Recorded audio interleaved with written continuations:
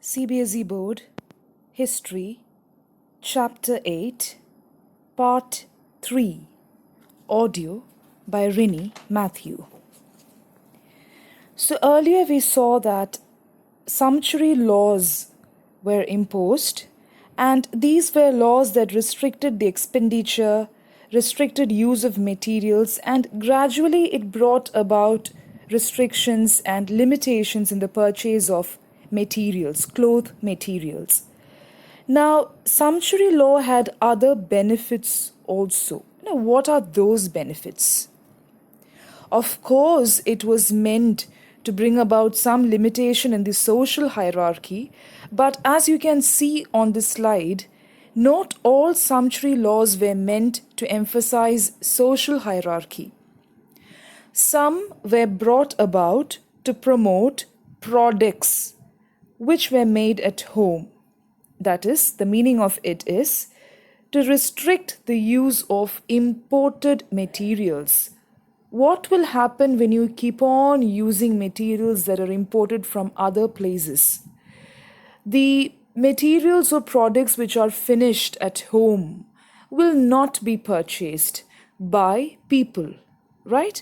So we will look into it in detail. Some sumptuary laws were passed to protect home production against imports. So it was only to encourage the products that were finished at home. For instance, in 16th century England, velvet caps made with material imported from France and Italy were popular amongst men. So velvet is definitely costly, and these materials were imported from France and Italy. And that was used in England. It was very popular amongst men. So what did England do? England had to do something to promote the use of the products that were finished at home, that is in England. So England passed a law which made it mandatory for all the people in England, especially people over 6 years of age, okay, except those of high position, to wear woolen caps which were produced in England.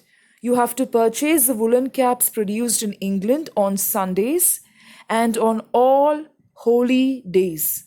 So why was this done? To promote the materials that were made or produced in England, and to discourage buying items which were imported from other parts of the world. Because people were so fascinated with things that came from other places. I told you in the previous audio that this gave an exposure to the culture, tradition, and materials that were purchased in other parts of the world when you had colonization. Yes? So we had to restrict so that things which were made at home were encouraged. It was encouraged to be bought by the people. This law remained in effect for 26 years and was very useful in building up the English woolen industry. So definitely we had to do something to promote the woolen industry, which was very prominent in England in those times. All right, so this is one of the other benefit of the sumptuary law. The first one was to impose limitations or restrictions on materials so that everybody will get an access to everything. Second was to give more prominence to things that were made at home. Home means the products that were made, the country which produced those products. That is home. Here in this example, it was England. All right? I hope it is clear for you. The French Revolution. So what did the French Revolution do? Definitely the French Revolution brought in some restrictions and limitations on how the people dressed and what they wore. Men and women were encouraged to wear loose clothes. That also we saw. We saw 3 points also. Now, the French Revolution raised the question of equality and ended aristocratic privileges. So they wanted to promote equality, liberty, fraternity, okay? Universal brotherhood, equality, and also fraternity, equality, and liberty. These are the 3 main principles which dominated the revolution. as well as the laws that maintained those privileges. They wanted to give equality to everybody from all the social ranks. So let's recollect once again. Earlier, I told you that you were not allowed to wear the dress that you liked, whether you are rich or whether you're poor. So imagine while I'm telling this, whether you're a rich person or a poor person, you couldn't purchase a dress that you liked and wear. Why? Because you were asked to dress up according to the regional codes. Each region had a code. Do you remember that point? Yes. Now what happened? After the French Revolution, after the sumptuary laws were imposed, again you have social hierarchy. You have people who are rich and people who are poor also. Now you are free to choose the dress that you like, but only those who have the money can choose the dress that is of higher order. Earlier, it's like people belonging to the aristocratic could wear the knee-breeched trousers we saw in the pictures, the slide. But now it is like you can wear any dress of your choice. But the problem is, what is the real problem? You can purchase it only if you have got the money to purchase it. Otherwise, you cannot. So now freedom is there, but you don't have the money. Earlier, it was like freedom was not there. You were asked to purchase according to the regional codes.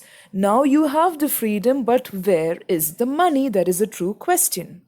So, the end of sumptuary law. That brought to the end of the sumptuary law. All right? Some benefits were there. So what happened after that? Differences between social strata remained. Clearly, the poor could not dress like the rich nor eat the same food. Because they did not have money, nobody supported them. But laws no longer barred people's right to dress in the way they wished. You could dress in the way you liked. Nobody barred your rights to dress in the way you wished. But what you required, the financial support that was more prominent. All right? Differences is in earning, financial. That is the most important part. Differences in earning rather than sumptuary laws now defined what the rich and poor could wear. This is what I told you earlier, very important point. And different classes developed their own culture of dress. So what happened? Nobody was there to impose the regional codes. Different classes had to develop their own culture of dress. If you are, suppose you are poor and you want to wear the laced dress with elaborate and sumptuous extraordinary headgear, you should have the money for that. So what each culture did, they developed their own dresses. So look at this particular picture. You can see children, how they dressed in those days, especially after the French Revolution. You could wear the dress that you liked, but this is how they dressed. Very elaborate. Styles of clothing also emphasize differences between men, women, and children. All right, just look at this picture. It's very cute, but this is how they dressed. This was the demand of the society in spite of the sumptuary laws. Of course, you could wear loose clothes, but it had to lease on certain things also. It was like it was better than the earlier condition, but not the best. So what was the dressing code of Victorian period? Now, you have a lot of ages when you go back to the historic revolution, the evolution of history and all these things. First, let me tell you what is this Victorian era or Victorian period. In the history of the United Kingdom, the Victorian era was the period of Queen Victoria's reign from 1837 to 1901. Now, this particular period had a lot of improvement, even in the field of literature, drama, arts. Now, this particular queen was very interested in all these things, and it was a glorious period of the United Kingdom. She was very prominent. She was very good in law, in imposing the law. She was very good in monitoring what was being done, very good in administration. So, England had the best of the rulers in those times. So when things were monitored, everything went accordingly also. So during this particular period of Queen Victoria's rule, there was a special dressing code which was promoted. It affected literature, it affected arts, it affected every spheres of study, philosophy, everything, because the queen was very good in all these things and she loved promoting arts. So what happened is, when the writers also wrote books, they had all these things in mind. Okay, the Victorian period is a very glorious period. Like, even if you read literature, even if you read philosophy, you read sociology, you have this particular period. So now we have in history also. How did the women dress in the Victorian England? Women in Victorian England were groomed from childhood to be docile and dutiful, submissive and obedient. So, from a very early childhood, I showed you the picture also. Small children were groomed. They were taught how to behave in front of others. You cannot be very natural. You have to be very submissive. You have to surrender to others. You have to be very sweet spoken, soft spoken. You have to be docile, dutiful, and submissive. Very obedient. The ideal woman was one who could bear pain and suffering. So when you can bear pain and when you're ready to suffer, you were called the ideal woman. That is when you had the label of being ideal. Do you have any questions in mind? I know you have a lot of questions in mind. So this particular point was very important in Victorian era. So literature, or whatever facets of study you take, whatever branches of study you take, this particular ideal woman of Victorian era was very famous. People never thought back. All right? Okay. So what and how were the girls groomed? From childhood, girls were tightly laced up and dressed in stays. What is a stay? I have given the picture in the bottom of the screen. It is something which you wear inside the big dresses that you saw just now. It is to make the body fit into this big frame. Of course, we have got bodies which are fat, but when you wear this stay, the body remains intact. All right? It makes the body fit so that you can wear the large gowns and all that. When slightly older, girls had to wear tight-fitting corsets. Tightly laced, small-waisted women were admired as attractive, elegant, and graceful. So you had to have a style of dressing up where you have the stays, and corset was worn beneath the stays. That is to, like, it is like, it is not made of cloth. It was made of many materials. On top of that, you had cloth put in. I have read that it was made of some kind of cardboard, wood, and all these kind of things, and you had something to hold it together with steel. So do you think it was really comfortable? No, it was not comfortable. It was made like you had to shrink into the size of this particular corset so that you can wear the dress over it.